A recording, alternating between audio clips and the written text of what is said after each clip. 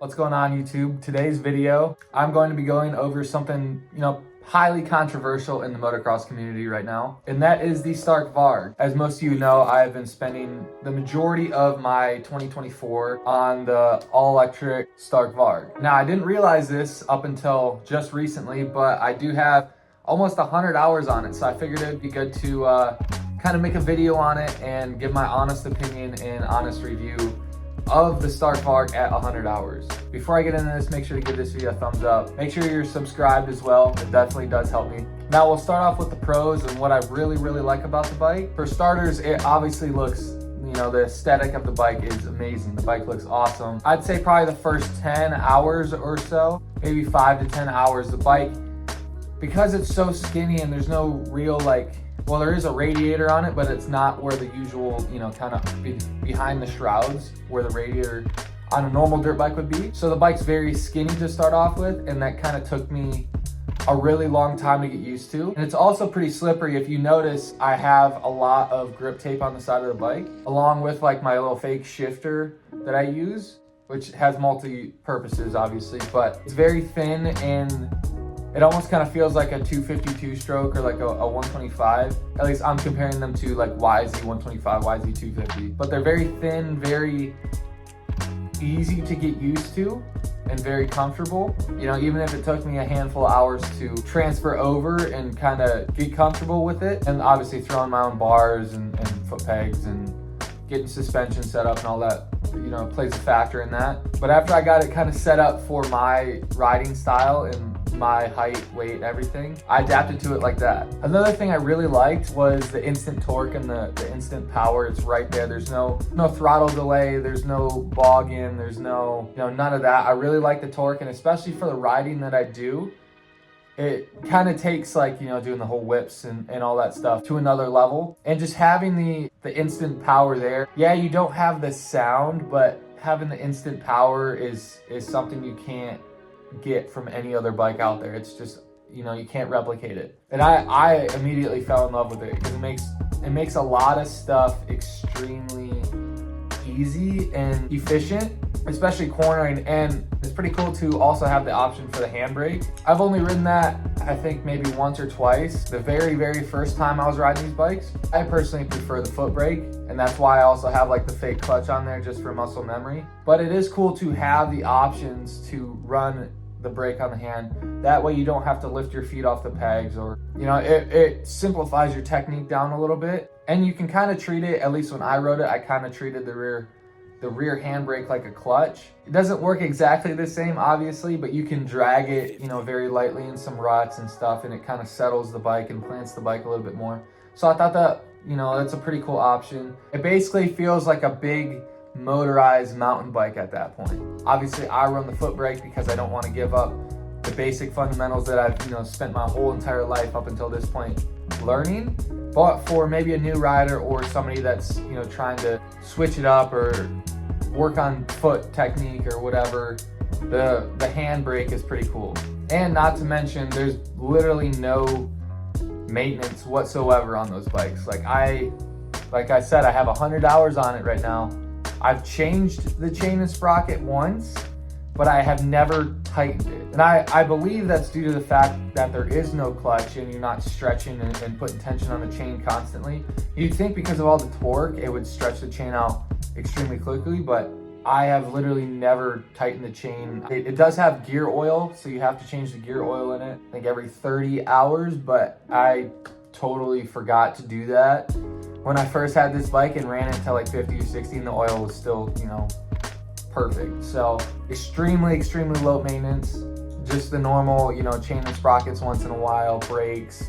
If you're hard on plastics like me, I change plastics once in a while. But other than that, tires and that's literally it. And obviously you have to charge it, so you kind of got to get used to getting in that routine. But that beats having to tear that bike apart and do a top and bottom end at 50, 60 hours.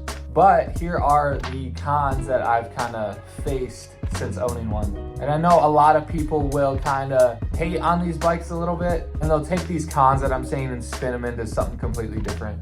But I figured I would just get these out there because it's what I have faced while owning one. And right now, I think the biggest one is the weight. I believe it comes out to 270 pounds. I think it's 450 is 245. I don't have a scale to weigh the bike on, but from my understanding, it's, 20, 30 pounds heavier than a 450.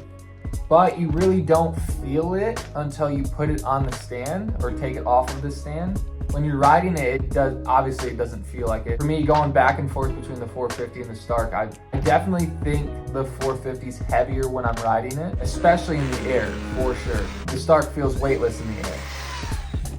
But I think if you could lighten these bikes up, people out there that, are doing stuff like that to lighten them up. There's things that you can do to lighten these bikes up. And I think once they do some stuff like that to get them more to a realistic weight or a more like industry standard for weight, I think these bikes will be even better. But as of right now, yeah, it does weigh a little bit more than a 450. So that comes into play when you're setting up suspension and trying to get things dialed for yourself. I kind of dealt with that my first couple months of owning it, especially on the ramp. I still haven't fully found a setting that I'm happy with, at least for my shock. And that's kind of held me back, especially when I did that big hill jam whip contest earlier this year. Sitting down into a ramp, because of the weight of the bike and because of it's basically just a dead weight in the center of the bike, it really likes to squat and makes the shock feel a lot softer than it is. I know the suspension company I use, TCD, told me he's literally never built stiffer suspension than the stuff on my Stark. I'm still struggling with it. I'm still trying to find a setting that's stiff enough. But that's one downfall of them. Another would be obviously battery life.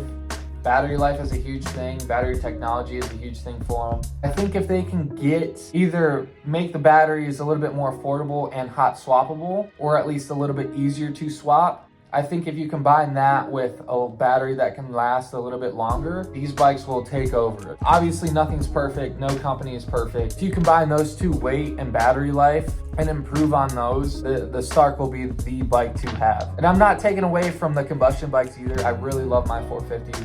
I love two strokes. In my opinion, the Stark is the leading bike as of right now, at least for the riding that I've been doing. And on like the fun factor scale, the Stark definitely is 10 out of 10. And to go along with battery life, if I go to a track and it's rough and super deep and rutted and it's just watered and tilled, I can probably get 25 minutes, 30 minutes at like 50, 55 horsepower, about even with a 450. I can get that much time out of it, but going back and charging it is 45 minutes to an hour to get it to 80, 90, 100%. I could probably get like 35, 40 if I rode it all the way down to 0, but obviously the bike gets slower after like I think 20, 15%. It starts to kind of go like this and drop off a little bit. So no, for the people in the comments worrying that, oh, it's just gonna shut off on me.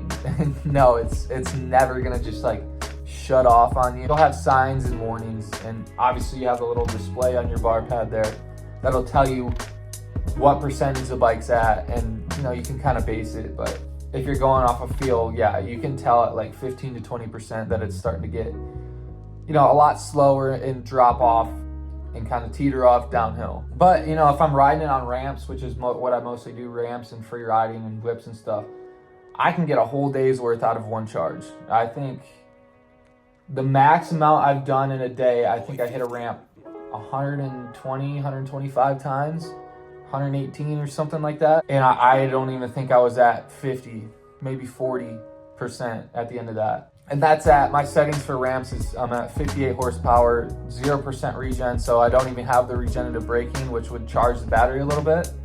So I don't even have that most of the time. And that does play a factor in it too. But at ramps, yeah, I can get a full day, couple hours, just consistent jumping, consistent, whips, whatever. I really don't like that. Really, there's no issue there at all. One other con that I've ran into with these bikes, and it kind of sucks, and I'm sure there will eventually be an answer. I don't know the answer to it, but I'm sure there will be, is when you're riding them with combustion bikes, nobody knows where you are. Nobody knows you're behind them. Nobody knows, what's going on. So when they don't know, what people tend to do is ride their own line, and they'll go from left to right to, back and forth, because that's what we all do when we think we're riding by ourselves, or there's nobody near us. We ride our own lines and what we would typically do. But when there's somebody on a Stark, and I've faced this at the public track a couple times, is it can get a little hairy, especially off some jumps when people, take left or right, or they're setting up for a corner or something, and they'll cross jump unintentionally, and you'll be behind them and they'll go like this and kind of almost take your front wheel or hit you on the side or something. I've ran into that a couple times. I've also, I'm sure I've scared a couple people when I pass them on the Stark because they're not expecting it, and then all of a sudden they just see this guy fly by them and they, it messes them up, which obviously I think most people will eventually adapt to that. Racing at a professional level, I think, is a big milestone and a big goal for them. And I think it's possible, especially with experienced riders, but you do have to set up your passes differently on the Stark, and you do have to approach things a lot differently, especially at a public track, because of the fact nobody can hear you. And I know Arena Cross just recently announced that they have their own electric pro class, which I think is awesome for the sport, and I think it's really cool.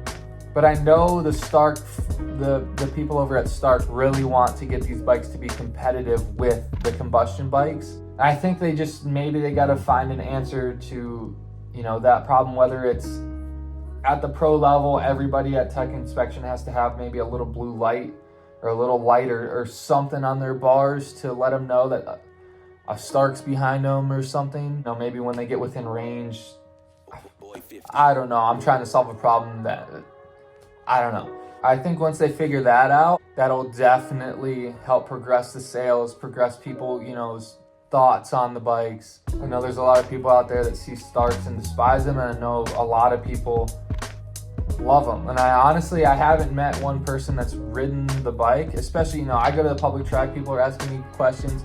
I'll just say, just ride it. And then every single time somebody rides a Stark, they come back and like, man, this bike's amazing. So I think the bike itself is there. Just the fact of the battery life, the weight, and riding with other combustion bikes is a little hairy as of right now. But you guys have seen Stark. They've come up with solutions to problems already that I didn't even know existed. So they will for sure figure this problem out as well. Now, for my overall and honest opinion on these bikes, obviously I love the bikes. But I would say best dirt bike I've ever ridden. And that's hard for me to say because I really, really loved my YZ125s. Those are my favorite bikes ever, up until I've ridden the Stark. And now that I've ridden the Stark, and like I said, I put 100 hours on the bike, I know the thing front and back at this point. It is, in my opinion, a bike that everybody should own. And I know they are still pricey. They're about the cost of a brand new 450 right now. I know they dropped the price even. I think they're $10,500 maybe, maybe $11,000 out the door. So they are pricey, but if you have the ability to get one, I would suggest getting one just to have it, because they are so much fun to ride. It adds an entirely new sensation to the sport of motocross. A lot of people think, oh, it's just like the free rider bike. It's just something, it's like a gimmick. But I look at it as, y'all ride the sport for fun. Why not go out and have the most fun you can possibly have? Obviously, nothing's going to replace the sounds and the smells of a combustion bike. I myself, too, I love the smell of race gas. I love the sound of a good two-stroke, or a race 450 or a race 250 especially. I would replace that sensation to have more fun. And in my opinion, the Starks, that's the most fun bike you can ride right now. I think the industry will continue to get more and more used to them and accept them a little bit more.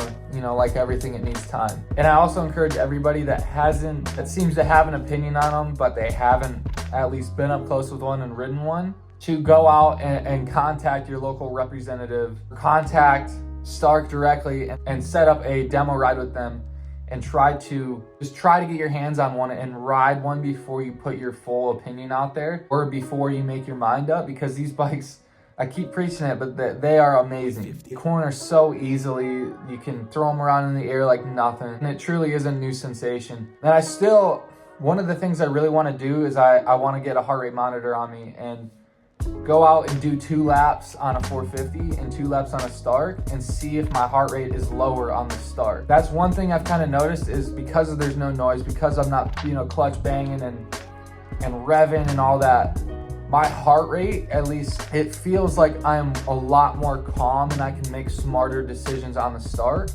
And I don't necessarily feel like it's super out of control, wide open, like must go for it right now like I do on the 450. At least when I'm throwing in like fast laps or something, I think that would be a really interesting comparison. So drop a comment down below if you guys want to see that, or if you guys have any questions about anything regarding the Stark or whatever you guys want to hear. I obviously have a lot of hours on the thing, so I kind of can give you a solid answer to basically everything. That wraps up today's video. As for the foot and the injury, I'm finally up and walking on my own. No walking boot, no nothing, no crutches. A couple more weeks so I can ride, unfortunately, but we're getting there slowly but surely. It is getting cold here in Michigan, so I'm not sure if I'm gonna go west or if I'm gonna go south. Anyways, make sure to like, comment, subscribe, all that good YouTube stuff. Again, drop a comment down below if you have any questions, and I'll be happy to answer anything I see. Thank you guys for watching, and I'll catch you guys later.